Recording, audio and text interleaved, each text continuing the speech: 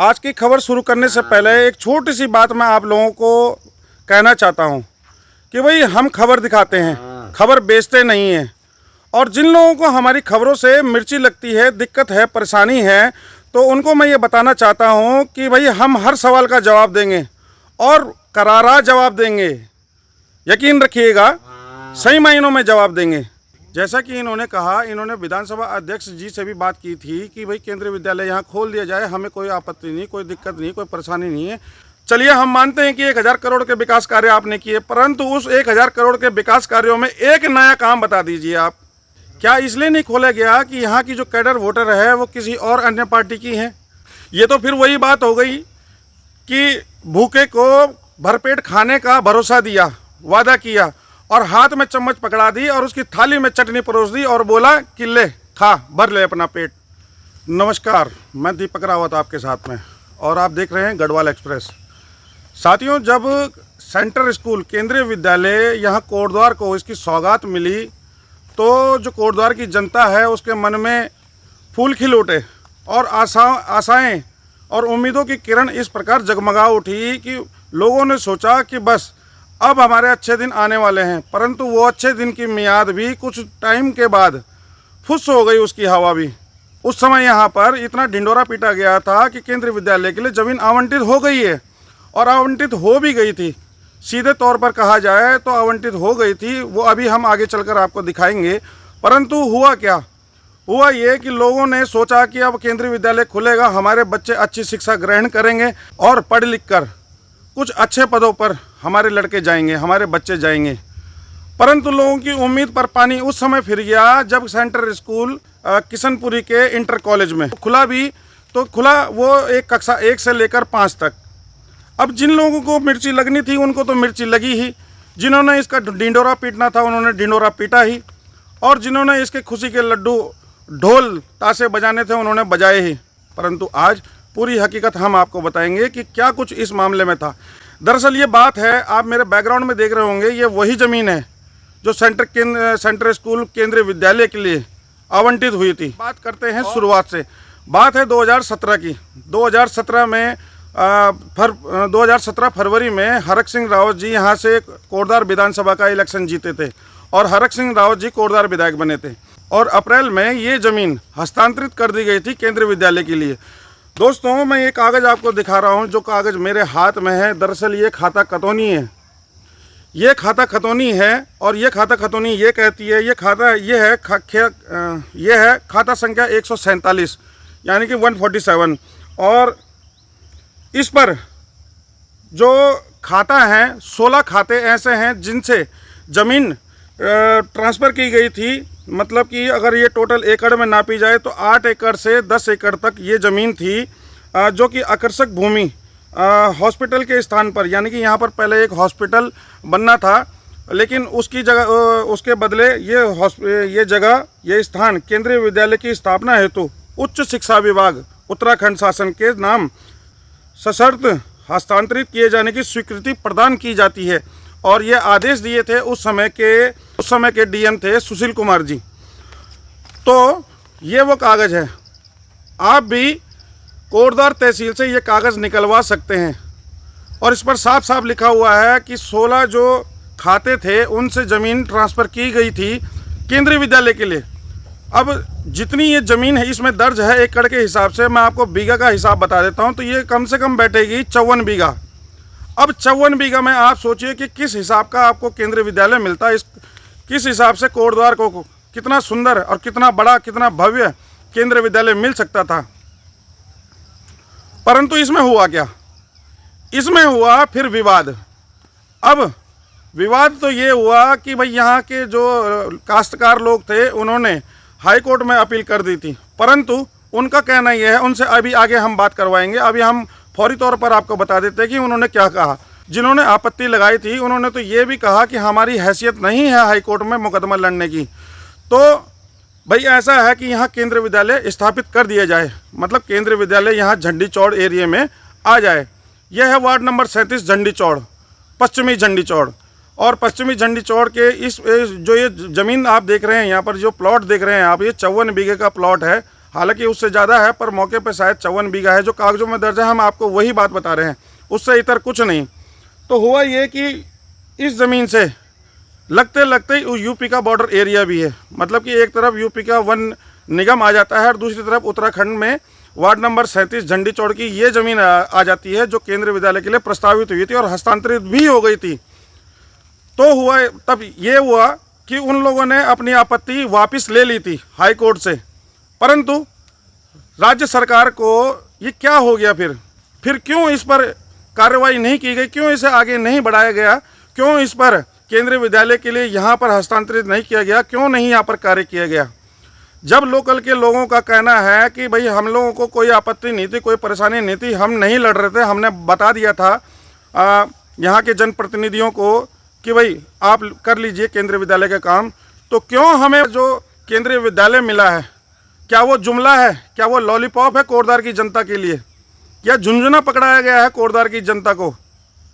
ये तो फिर वही बात हो गई कि भूखे को भरपेट खाने का भरोसा दिया, वादा किया और हाथ में चम्मच पकड़ा दी और उसकी थाली में चटनी परोस दी और बोला कि ले खा, भर ले अपना पेट।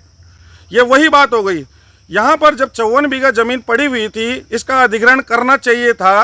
राज्य सरकार का इकलौता एक काम होता है सेंटर स्कूल के लिए कि ज़मीन को आवंटित करना, ज़मीन भूमि देना, बाकी का सारा काम सेंटर का होता है। इनसे ये एक काम भी ढंग से नहीं किया गया और तब अपने काम के ये ढोल पीटते हैं, अपने काम के ये बोर्ड लगाते हैं, चाहे वो छोटे से छोटा बोर्ड हो, चाहे वो 1 लाख का काम हो, चाहे 10 करोड़ का काम हो। ये अपना बोर्ड लगाने से इतर पीछे नहीं हटते, ये अपना नाम का बोर्ड लगाने से पीछे बिल्कुल नहीं हटते। परंतु कार्य देखिए ना, और कार्यशैली देखिए, किस प्रकार की इनकी कार्यशैली है, किस प्रकार के इनके कार्य हैं, और तब कहते हैं कि हम कोटद्वार का विकास करेंगे। भाई कैसा विकास? 1000 करोड़ के विकास कार्य आप बताते हैं, चलिए हम मानते हैं कि 1000 करोड़ के विकास कार्य आपने किए, परंतु उस 1000 करोड़ के विकास कार्यों में एक नया काम बता दीजिए आप। कोई एक नया काम किया है? सारे पुराने काम रिपेयर हो रहे हैं, सारे काम अब रिपेयर हो रहे हैं, उसमें आप मतलब वो पूर्व में बन चुके थे, चाहे वो रेलवे स्टेशन हो, चाहे वो रोडवेज का बस अड्डा हो, चाहे वो मालन का पुल हो, चाहे वो कोई और स्कूल हो, चाहे वो कुछ और रोडें हो, चाहे वो कुछ और हो।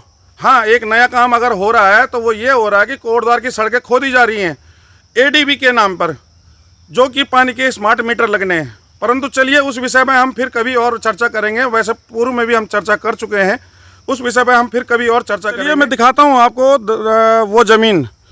इस तरफ आप ये जंगल देख रहे होंगे, ये यूपी का क्षेत्र लग जाता है, और इस तरफ रोड के इस तरफ पे ये उत्तराखंड की पूर्वी पश्चिमी झंडी चौड़ की वार्ड नंबर 37 में वो जगह है जो केंद्रीय विद्यालय के लिए प्रस्तावित हो गई थी, हस्तांतरित हो गई थी, और उस समय के डीएम सुशील कुमार ने भी इसके आदेश जारी कर दिए थे। ये वो ज़मीन है। अब आप देखिए कि किस प्रकार का यहाँ पर कोई ना अतिक्रमण है, ना किसी का कब्जा है, ना किसी का कुछ है। कितनी हरी भरी ये ज़मीन लग रही है। अब मैं जूम करके आपको दिखाता हूँ, तो जहाँ तक आपकी नज़र जाएगी वहाँ तक ये ज़मीन ही ज़मीन दिख रही है, और ये ज़मीन 54 बीघा कागज़ों में 9 एकड़ जो हस्तांतरित की गई थी। अब सोचिए इस ज़मीन में क्या कुछ नहीं हो सकता था।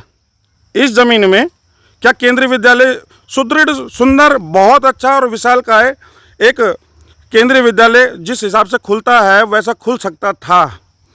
यहाँ तो मैं सोचता हूँ कि रेस कोर्स का मैदान भी बन सकता था, यहाँ हेलीपैड भी बन सकता था।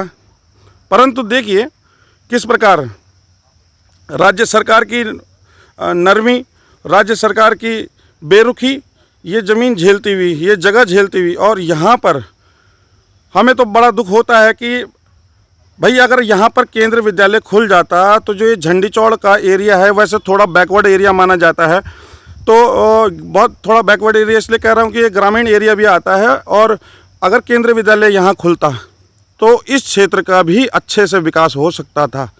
जब केंद्रीय विद्यालय खुलता तो सुख सुविधाएं होती, बच्चे स्कूल आते पढ़ने के लिए, और दूर दूर से यहाँ का डेवलपमेंट का कार्य, फिर यहाँ का डेवलपमेंट का कार्य भी सोचा जाता है सरकारों के माध्यम से।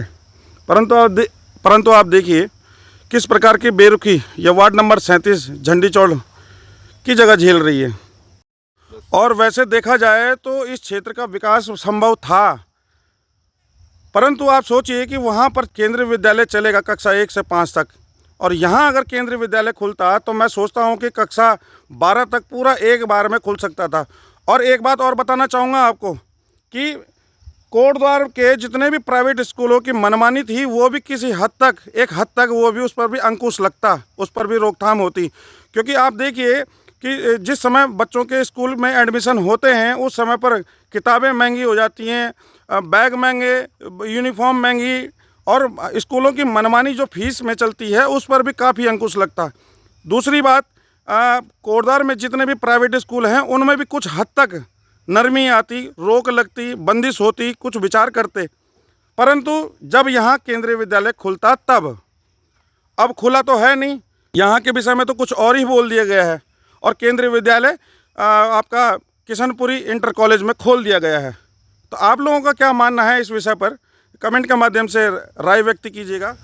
चलिए, फिर जिस ज़मीन पर हम इस समय खड़े हैं ये पश्चिमी झंडी चौड़ में आती है, और पश्चिमी झंडी चौड़ के पार्षद जी हमारे साथ मौजूद है, सुखपाल शाह। और हमने जब पार्षद के चुनाव हुए थे तो टॉप 5 पार्षदों में इनको माना था, क्योंकि ये काफ़ी सीनियर भी हैं।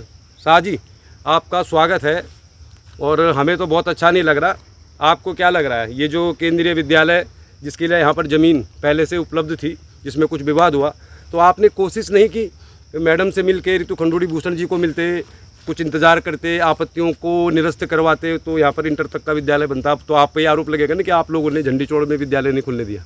नहीं, ऐसा नहीं है। सबसे पहले तो मैं आपके चैनल को मैं धन्यवाद देता हूं कि आप लोगों ने इस बारे में मुझसे पूछ रहे हैं। जहां तक केंद्रीय विद्यालय की बात है तो मैं कहना चाहूँगा कि 2023 में जब केंद्रीय विद्यालय की बात आई थी तो यहाँ पे आए थे, तो यहाँ पे जो है कुछ लोगों ने आपत्ति दर्ज करी थी, जो जिनके कब्जे में ये ज़मीन थी। और मैं और यहाँ पर जो बचन सिंह नेगी जी हैं, उनका भी खेत था, इसमें केंद्रीय विद्यालय में आ रहा था, और उनके साथ पूरे 8 परिवार थे यहाँ पे। जी। हम लोग जो है यहाँ से माननीय अध्यक्ष जी खंडूड़ी मैडम के पास गए थे। वहाँ पे उप जिलाधिकारी प्रमोद कुमार जी शायद उस समय थे। हाँ, उस समय वही थे, उप जिलाधिकारी थे। और फिर जो हमारे केंद्रीय विद्यालय के जो प्रबंधक थे, परमार जी थे, उस समय परमार जी भी थे। तो इनकी मीटिंग हम लोगों ने करी थी वहाँ पे मैडम के ही कार्यालय में, घर पे। तो उस समय ये हुआ था कि यहाँ पे लोगों की एक मांग थी कि भाई केंद्रीय विद्यालय बन जाता तो अच्छी बात थी। और मैडम के सामने पे एक प्रस्ताव रखा था आदरणीय हमारे भाई बचन सिंह नेगी जी के माध्यम से, और उनके साथ में जो 8 परिवार थे वो लोग भी थे, उनके परिवार के सदस्य भी थे। उन्होंने एक मांग की थी, हमें कोई आपत्ति नहीं है, लेकिन हमारा आपसे ये एक प्रस्ताव है कि हमारे जो हम लोगों के पास जो ज़मीन इतने लंबे समय से है, और हमने इसको संवारा बनाया, खेती बाड़ी भी कर रहे हैं हम, तो यहाँ पर जो है हमारे परिवार के एक सदस्य को कहीं ना कहीं किसी भी पद पे यहाँ पे क्वालिफिकेशन के हिसाब से जो है उनको रोजगार दिया जाए। मतलब गार्ड वगैरह कुछ जो भी क्वालिफिकेशन के हिसाब से। तो मैडम के सामने पे प्रस्ताव रखा था, स्वयं मैं था वहाँ पे, एसडीएम साहब थे, और ये 8 परिवार थे। तो मेरे हिसाब से उनका प्रस्ताव जो था कुछ हद तक काफ़ी सही भी था। तो उसके बाद कुछ इंटरेस्ट शायद इसमें हमारी सरकार ने भी नहीं लिया। तो उसके बाद इसमें फिर अपील चलती रही कोर्ट में। तो सुनने में आ रहा है कि वो अपील शायद जहाँ तक है ये तो उन्हीं से पता चलेगा कि अगर खारिज हुई या नहीं हुई, या चल रहा है कि नहीं चल रहा है। लेकिन आज भी जो है वो ज़मीन केंद्रीय विद्यालय के नाम पे, जैसा आपने बताया कि केंद्रीय विद्यालय के नाम पे, वो आज भी जो है यहाँ पे करीब 9 एकड़ के लगभग ज़मीन केंद्रीय विद्यालय के नाम पे आज भी अंकित है। बिल्कुल, यहाँ पे जो है ना, ये आप देख रहे हैं कि यहाँ पे सभी लोग खेती बाड़ी करके ही अपना गुजारा करते हैं, और निश्चित रूप से वो लोग भी तैयार थे कि यहाँ पे जो है केंद्रीय विद्यालय बनता तो हमारा ये क्षेत्र झंडी चौड़ पश्चिमी वार्ड 37 को जो टेल क्षेत्र है, इधर ये यूपी का बॉर्डर आ जाता है, और इधर हमारा जो है ये उत्तराखंड है। तो इसमें कहीं ना कहीं विकास होता। लेकिन उनकी एक ही मांग थी कि हमारे जो है एक परिवार को कहीं ना कहीं जो है समायोजित किया जाए, जिसकी जो क्वालिफिकेशन है, चाहे गार्ड हो, चाहे चपड़ासी हो, या नौकरी जिसके हिसाब से जिसकी। हाँ, तो इतने लोगों को तो मेरे ख्याल से दीपक भाई, इतने लोगों को तो सरकार जो है अपने कार्यालयों में भी समायोजित कर सकती है। चलिए, बहुत बहुत धन्यवाद। अच्छा, आपको लगता नहीं है कि अगर केंद्रीय विद्यालय खुलता, जैसे कि कागजों में भी दर्ज है और पूर्व में भी कोशिश की गई थी, तो ऐसा नहीं है कि जो जैसे ये झंडी चौड़ का जो एरिया है थोड़ा सा बैकवर्ड एरिया माना जाता है, क्योंकि यहाँ पर विकास की रफ्तार बहुत धीमी है, अभी बहुत विकास होना बाकी है। आपको लगता नहीं है कि केंद्रीय विद्यालय अगर खुलता तो इस क्षेत्र का भी विकास हो सकता था? बिल्कुल बिल्कुल, मैं रावत जी जो कहना चाह रहा हूँ, बिल्कुल अगर कहीं पर अगर इस तरह की केंद्रीय विद्यालय जैसी संस्थाएं अगर बन जाती तो क्षेत्र का विकास ऑलरेडी हो जाता, उसमें कई लोगों को रोजगार भी मिलता है, दुकानें बोलती, यहाँ पे जैसे ज़मीन के रेट भी, जो लोगों के पास ज़मीन के रेट भी बढ़ते, और साथ साथ में जो यहाँ पे जैसे मकान के किराए में आता, दुकान, कई रोजगार का अवसर यहाँ पे बनता। तो ये थे हमारे साथ वार्ड नंबर 37 पश्चिमी झंडी चौड़ के पार्षद श्री सुखपाल शाह जी। जैसा कि इन्होंने कहा, इन्होंने विधानसभा अध्यक्ष जी से भी बात की थी कि भाई केंद्रीय विद्यालय यहाँ खोल दिया जाए, हमें कोई आपत्ति नहीं, कोई दिक्कत नहीं, कोई परेशानी नहीं है। तो क्यों नहीं खोला गया? क्या इसलिए नहीं खोला गया कि यहाँ कैडर वोटर जो है उसका मामला पड़ गया था यहाँ पर? क्या इसलिए नहीं खोला गया कि यहाँ की जो कैडर वोटर है वो किसी और अन्य पार्टी की है? चलिए, ये विषय राजनीतिक भी है, और यहाँ अगर ये यहाँ खुलता, केंद्रीय विद्यालय अगर यहाँ खुलता तो इस क्षेत्र का भी सही मायनों में विकास हो पाता और कई लोगों को यहाँ से रोज़गार के अवसर भी पैदा होते और रोज़गार भी मिलता। इस विषय पर आप लोगों का क्या मानना है, कृपया कमेंट के माध्यम से मुझे सूचित करें और अपनी राय जरूर रखें कि क्या ये केंद्रीय विद्यालय यहाँ खुल सकता था और खुलना चाहिए था, या फिर जहाँ खुला हुआ है किशनपुरी इंटर कॉलेज में वो ही उपयुक्त स्थान है। चलिए, फिर किसी और दिन अन्य वीडियो के साथ में आपके साथ हाजिर होंगे। तब तक के लिए नमस्कार।